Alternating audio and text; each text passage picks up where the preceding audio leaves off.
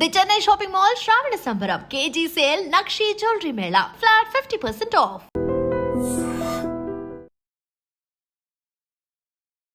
Welcome to I dream. నా పేరు లుంబిని. మన బ్రెయిన్ పనిచేయాలి అంటే నేను మాట్లాడుతున్నానన్నా మీరు వింటున్నారన్నా మన బ్రెయిన్ ప్రాపర్గా పనిచేస్తేనే, ఎందుకంటే అది ఒక కమాండ్ సెంటర్ మనకు. సో అన్ని సిగ్నల్స్ అనేటివి పంపిస్తూ ఉంటుంది మన బాడీకి. అయితే ఈ బ్రెయిన్లో చిన్న ప్రాబ్లం దగ్గర నుండి పెద్ద సమస్యల వరకు ఎలా క్యూర్ చేసుకోవాలి, ఫస్ట్ ఆఫ్ ఆల్ ఎలా తెలుసుకోవాలి, ఇలాంటి గైడెన్స్ మనకి ఇవ్వడానికి, ఒక ప్రాపర్ అవేర్నెస్ మనకు అందించడానికి ఇండియాలోనే one of the leading top most and famous neuro surgeon doctor Ranganatham గారు మనతో పాటు ఉన్నారు. ఆయనతో మాట్లాడదాం. సార్ నమస్కారం. సార్ ఎలా ఉన్నారు?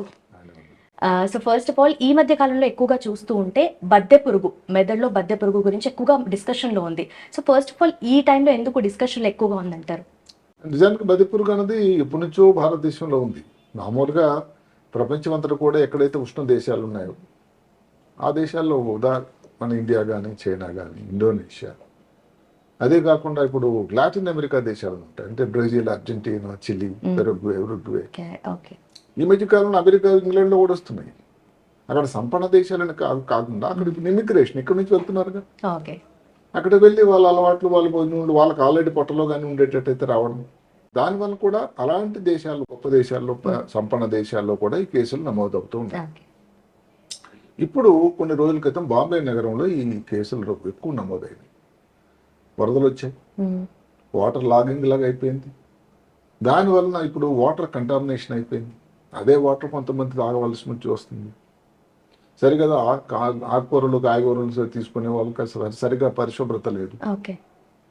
దానికి తోడు సరిగ్గా వండకుండా ఉండేటువంటి పోర్క్, పంది మాంసం, వీటి వల్ల ఈ బద్దె పురుగు మెదడు లోపల ప్రవేశిస్తూ ఉంటుంది. బద్దె పురుగు అన్నది ఏదైతే ఉందో టీనియా సోలియం అంటాం. మెదడు లోపలికి దాన్ని వెళ్ళేటట్టయితే న్యూరోసిస్టీ సర్కోసిస్. ఎందుకంటే న్యూరో అంటే మెదడు, ఒక సిస్టు మాదిరి ఉంటుంది, సర్కోసిస్ దాని లోపల. అదే కాకుండా అందరికీ తెలియాల్సింది ఏమిటంటే చర్మంలో కూడా దాని ప్రభావం రావచ్చు, పుచ్చుకుపోతుంది, కండరాల్లోకి వెళ్తుంది, కంటి లోపలికి. అసలు కంటి లోపలికి వెళ్తే కూడా అంతే ప్రమాదం. కంటిలో చూపు పోయినటువంటి సన్నివేశాలు కూడా ఉన్నాయి.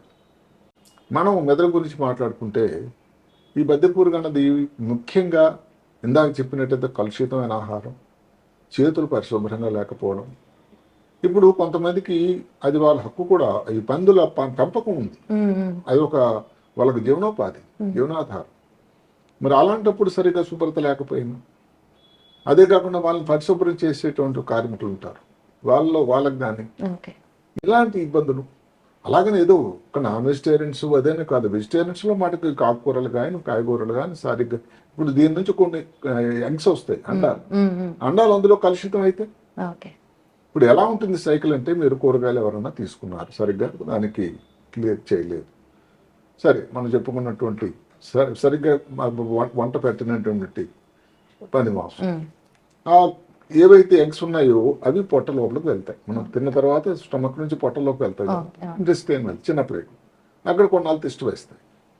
తిష్ట వేసి అక్కడ నుంచి ఊరుకో, అక్కడ ఉన్న జ్యూసెస్ ద్వారా లార్వా అని ఒకటి తయారవుతుంది. అంటే ఒక ప్రతి జీవికి, ముఖ్యంగా ఏది కీటకాలకి, వీటికి, పరాణజీవులకి పారాసైట్ అంటే అదొక పారాసైట్, పరాణజీవి. అది దాని తాలూకా కవచం లాంటిదంతా పోయి లార్వా తయారవుతుంది. ఆ లార్వా నెమ్మదిగా ఈ చిన్న పేగు ఏదైతే ఉందో దాని కండరాల లోపల నుంచి, దాని గోడలు, వాల్స్ నుంచి లోపలికి, రక్తం లోపలికి వెళ్ళిపోతుంది. ఇంకా రక్తం లోపలికి వెళ్ళి డైరెక్ట్ మెదడు లోపలికి వెళ్ళి బాడీ అంతా స్ప్రెడ్ అవుతుంది. బాడీలో అన్ని భాగాలకు వెళ్ళొచ్చు, ముఖ్యంగా మెదడు లోపలికి ప్రమాదం. ఎంత ప్రమాదం అంటే, ఇప్పుడు మన దేశంలో ఫిట్స్ వ్యాధి తీసుకోండి, అన్ని చాలా కామనెస్ట్ కాజ్ ఏమిటంటే ఈ బద్దె పురుగు. ఇది మనం చూసుకుంటే దక్షిణ భారతం, ఉత్తర భారతంలో చూసుకుంటే ఉత్తర భారతదేశంలో ఎక్కువ. నేను ఎంతవరకు అంటే 82 నుంచి 87 వరకు ఢిల్లీ ఎయిమ్స్లో ఉన్నప్పుడు అసలు అప్పుడు ఎన్ని కేసులు చూసేవాళ్ళం అంటే, ఇక్కడ మనం చెప్పుకోవాల్సింది, మన పేరు చెప్పడం కరెక్ట్ కాదు కానీ, ఒక ప్రఖ్యాత టెన్నిస్ ఆటగాడికి మెదడు లోపల ఇదే వచ్చింది. అప్పుడు అమెరికాలో ఆడుతున్నాడు ఆయన. అక్కడ శాస్త్రం, ఎందుకంటే అమెరికాలో ఇవి చూడరు, వాళ్ళకి దాని గురించి అవగాహన లేదు. దాంతో ఏదైనా ఆపరేషన్ చేయాలేమో అని ఆలోచన చేయడం జరిగింది. సో నేను దాన్ని చూసిన తర్వాత మన దేశంలో అయితే చాలా కామన్గా ఉండేది, దీన్ని సిస్టిక్ సర్కోసిస్ అంటాం, దానికి మందుల ద్వారా అయితే సరిపోతుందని ఒక సలహా ఇవ్వడం జరిగింది. ఓకే. అది ఎట్లాగో వాళ్ళకు కూడా అనిపించిన తర్వాత ఆ వ్యక్తి హైదరాబాద్ కాదు ఇండియా వాపసు రావడం, వైద్యం జరగడం, ఈ రోజు కూడా చక్కగా ఉన్నారు. అంటే ఇప్పుడు ఏ దేశంలో అయితే కష్టం, ఇప్పుడు మాట అక్కడ ఆ దేశంలో అనుకోండి టీబీ గురించి ఏదో కొత్త విషయంలో ఉంటుంది, టీబీ అనేది మన దేశంలో చాలా కాదు. ఇలాగే బదిపురుగు కూడా. అదే కాకుండా తలనొప్పి, వాంతులు, తల లక్షణాలు చూసుకున్నట్టయితే వాంతులు, ఇప్పుడు ఇందా చెప్పిన కంట్లో చూపు తగ్గడం కానీ అక్కడతో ఆగదు. ఇంకైతే నాకు ముఖ్యమైన భాగం మాట్లాడడం పక్కన మాట్లాడే కేంద్రం ఉంటుంది, దానికి కానీ ఇక్కడ బయలుదేరింది అనుకోండి, దీనికి ఒక ఈ ప్రాంతం లేదు ఇక్కడ. ఓకే, ఇది మాత్రమే ఎఫెక్ట్ చేస్తుంది అనేది లేదు. అక్కడ వెళ్తే ఏంటి మాట సరిగా రాదు. అదే కాకుండా ఇప్పుడు కాలు చేయి కంట్రోల్ చేసే చోటు వచ్చినట్టయితే దాని వల్ల ఇబ్బంది వస్తుంది. ఎడం పక్కన ప్రభావం వెళ్తున్నట్టయితే కుడి కాలు కుడి చెయ్యి వీక్ అవడం, అంటే డెఫిసిట్ అంటాం, న్యూరలాజికల్ డెఫిసిట్ అంటాం ఆంగ్లంలో. తర్వాత ఎక్కువ కానీ ఏదైనా ఇలాంటి సిస్టులు, ఇప్పుడు మెదడు లోపల ఒక రకమైన వాటర్ ఉంటుంది, సిఎస్ఎఫ్ అంటాం, సెరిబ్రో స్పైనల్ ఫ్లూయిడ్, జఠరాలు. అది ఇక్కడ ఒక దగ్గర తయారీ నెమ్మది ఒక పెద్ద సర్క్యులేషన్ మెకానిజం జరుగుతూ ఉంటుంది. అది స్విచ్గా అమర్చాడు, అది అవసరం కూడా. అక్కడ ఏదైనా అడ్డకట్ట పడింది అనుకోండి, ఈ సిస్టమ్ చేస్తుంది సైంధవుడిలాగా ఎక్కడైతే ఈ సిఎస్ఎఫ్ ప్రవాహం ఉందో అడ్డుపెడుతుంది, దానితో బ్లాక్ అయిపోతుంది. దానివల్ల వచ్చే ప్రాబ్లమ్ని హైడ్రోకెఫలస్ అంటారు. అంటే మెదడులో ఉండాల్సినటువంటి నార్మల్గా ఉండాల్సిన ఒక 150 ml నీరు నెమ్మది పెరిగిపోతే ఏమవుతుంది, తయారీ అయితే 500 అవుతుంది కానీ సర్క్యులేషన్ అయిపోతూ ఉంటుంది మిగతాది. అది పెరిగిపోవడం వల్ల ఇబ్బంది వచ్చేదాన్ని హైడ్రోకెఫలస్ అంటారు. ఇవి మెదడుకు సంబంధించినటువంటి లక్షణాలు. ఇప్పుడు దానికి ఇవన్నీ ప్రాబ్లమ్స్ వచ్చాయి. దానికి ఏమిటి టెస్ట్ పరీక్షా విధానం ఏమిటి, సిటీ స్కాన్ కానీ ఎంఆర్ఐ కానీ. సిటీ స్కాన్ అంత ప్రశస్తమైనది కాదు, ఎంఆర్ఐ చేయటం కరెక్ట్. అది కూడా ఎంఆర్ఐ కాంట్రాస్ట్. ఎందుకంటే ఒక్కొక్కసారి మిగతా తర్వాత చెప్పుకుంటాం, ఈ ఇబ్బందులు ఏదో మిగతా కష్టాలతో కూడా పోలినట్టు ఉండొచ్చు.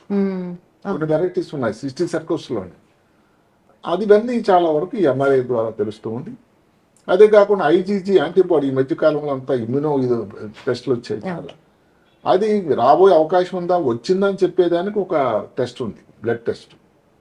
మొత్తం మీద ఇవి దీనికోసం టెస్ట్లు అయితే సరే నిర్ధారణ అయింది, సిస్టిక్ సర్కోసిస్ అయింది, దానికి వైద్యం చేయాలి. ఎక్కువ శాతం మందులేనండి, దయచేసి గమనించండి. తొందరపడేది ఆపరేషన్ చేసేదానికి లేదు. మందులు అంటే ఏమిటి, 2 రకాల మందులు ఉన్నాయి. ఒకటి ఒకే చోట కానీ మెదడు లోపల ఎంఆర్ఐలో కానీ కనబడితే సింగిల్ సిస్ట్ అంటాం. దానికి ఆల్బెండజోల్ అని ఒక మందు ఉంది, చాలా ప్రసిద్ధమైన మందు, సేఫ్ మందు కూడా. దగ్గర 50 mg kg కిలో బాడీ వెయిట్కి రోజుకి ఒక 3 టాబ్లెట్, 400 mg టాబ్లెట్ 3, ఒక 15 రోజులు 2 వారాలు వాడితే సరిపోతుంది దానికి క్యూర్.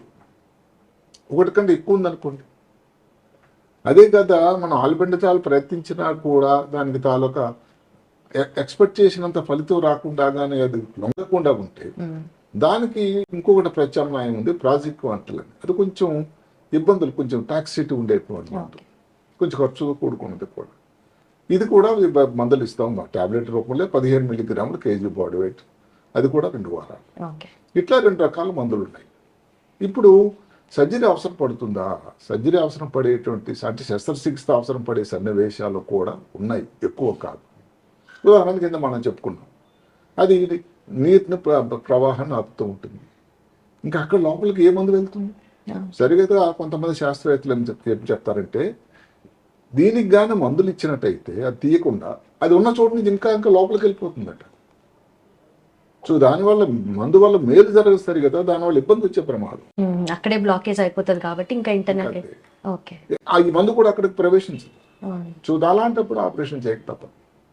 అయితే మనం చెప్పుకున్నట్టు వెంట్రికల్ అంటే ఏదైతే సిఎస్ ఉండే చోట్లు జఠరికల్ అంటారు, దాంట్లో ఉండడం వల్ల ఎండోస్కోపీ అని పెద్ద ఆపరేషన్ కాకుండా పూర్తిగా మెదడును ఓపెన్ చేయకుండా ఒక రంధ్రం వేసి ఎండోస్కోపీ లోపలికి పంపించి దాన్ని తీసేటువంటి ఒక ప్రక్రియ ఉంది, చాలా మంచి ఆపరేషన్. అలాగని అన్ని సమయాల్లో అలా కాదు. ఒక్కోసారి రేసిమోస్ వెరైటీస్ అని ఉంటుంది, అంటే ఇప్పుడు ద్రాక్ష పండు గుత్తులా ఉంటాయి, ఒకటే దగ్గర ఇలాగ గుత్తులాగా ఉంటాయి ఈ సిస్టులు అన్ని. ఏ కారణం వల్ల వస్తుంది, దానికి కారణం. ఈ రేసిమోస్ వెరైటీ గురించి ఎందుకు చెప్పుకున్నాం అంటే, అది మామూలు వచ్చిన చోట్ల కాకుండా సబ్ అరెక్నాయిడ్ అంటే మెదడులో సృష్టికర్త అమర్చాడు 3 పొరలు, జోరా, అరెక్నాయిడ్, పయామీటర్. అన్నిటికంటే పైన ఉండేది జోరా, లోపల ఉండేది పయ, ఈ మధ్యలో ఉండేది అరెక్నాయిడ్, చాలా థిన్ పల్చటి పొర. అది కూడా మెదడు అడుగు భాగంలో బేస్ ఆఫ్ ది బ్రెయిన్లో వస్తుంది. అక్కడ ఈ సిస్టులు తయారవుతాయి. అక్కడ కూడా మళ్ళీ చేస్తుంది ఏంటి, ఈ సిఎస్ఎఫ్ అన్నది ఇంకా ప్రవాహాన్ని అడ్డుకొట్టి చేస్తుంది. మెనింజైటిస్ ప్రమాదకరమైనటువంటి ఒక ఇన్ఫ్లమేషన్ వచ్చే అవకాశం కూడా ఉంది.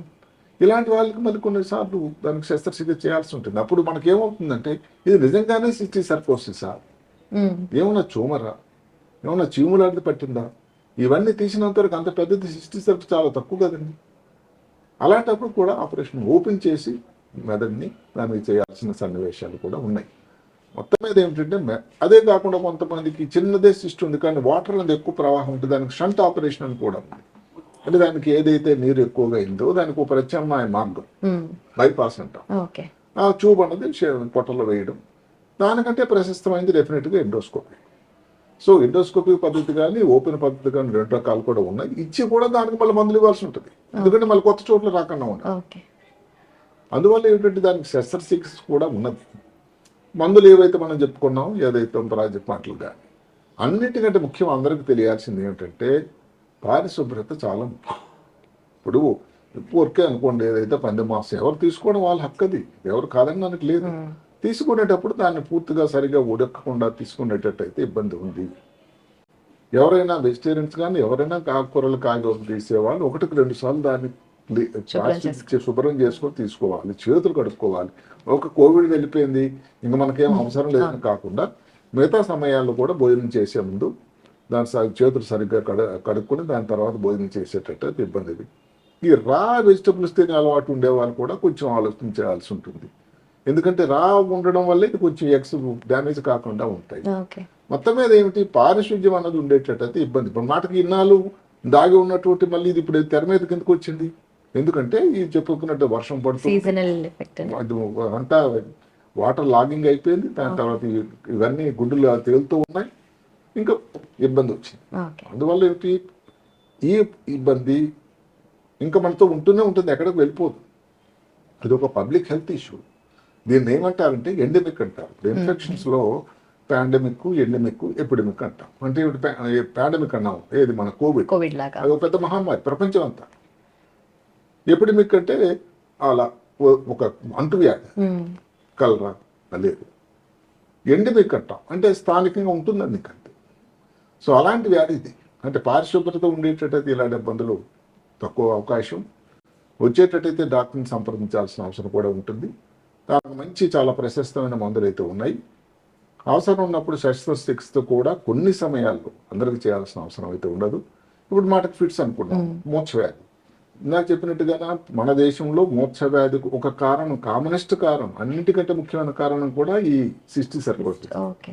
సో అలాంటప్పుడు ఆ మూర్ఛవ్యాధి కోసం వాడే మందులు కూడా వాడాల్సి ఉంటుంది.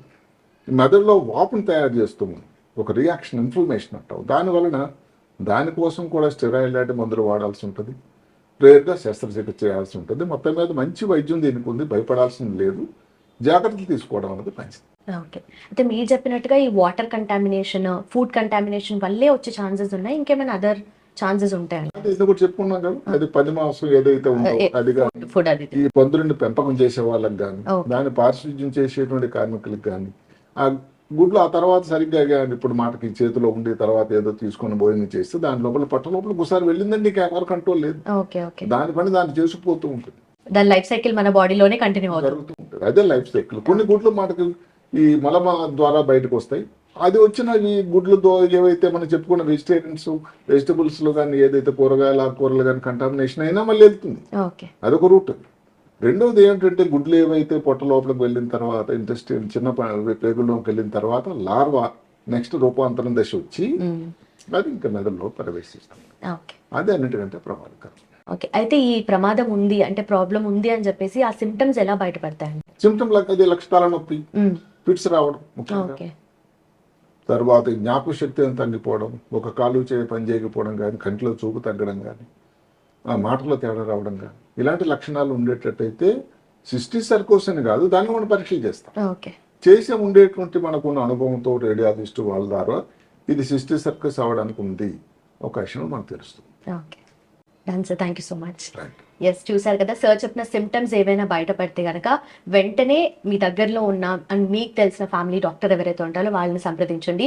ఎందుకంటే చిన్న ప్రాబ్లం లాగా అరే తలనొప్పే కదా అని చెప్పి మనం ఇగ్నోర్ చేయడానికి లేదు. అది కాస్త పెద్దగా అయితే ఎలాంటి సమస్యలు వస్తాయో కూడా సార్ క్లియర్గా ఎక్స్ప్లెయిన్ చేశారు కదా.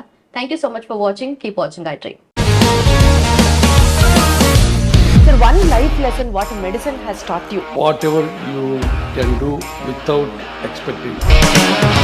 బట్ ఐ రియలీ బిలీవ్ మన పాజిటివ్ యాటిట్యూడ్ ఉంటేనే మనం ఏదైనా సాధించగలం. గట్ ని మనం కరెక్ట్ గా డీల్ చేసినట్లయితే అది మనకి పాజిటివ్ హార్మోన్స్ ని రిలీజ్ చేస్తుంది. షుగర్ వచ్చిన వాళ్ళ పరిస్థితి ఏంటి? పొట్ట దగ్గర పెరిగితే దాన్ని ఆండ్రాయిడ్ అంటారు, ఆండ్రాయిడ్ ఫోన్ కదా. అసలు థాట్స్ ఎందుకు వస్తాయి? బ్రెయిన్ డెడ్ అంటే దానికి ప్రపంచం అంతా కూడా కొన్ని నిర్దిష్టమైనటువంటి లక్షణాలు ఉన్నాయి. మానసికంగా ధైర్యంగా ఉంటే క్యాన్సర్ జయించవచ్చు. You are a doctor for a cause sir, అంతే. వాళ్ళకి వచ్చిన ఆదాయం కాకుండా ఫ్రీ సర్వీస్ ఎంతమందికో చేస్తుంది.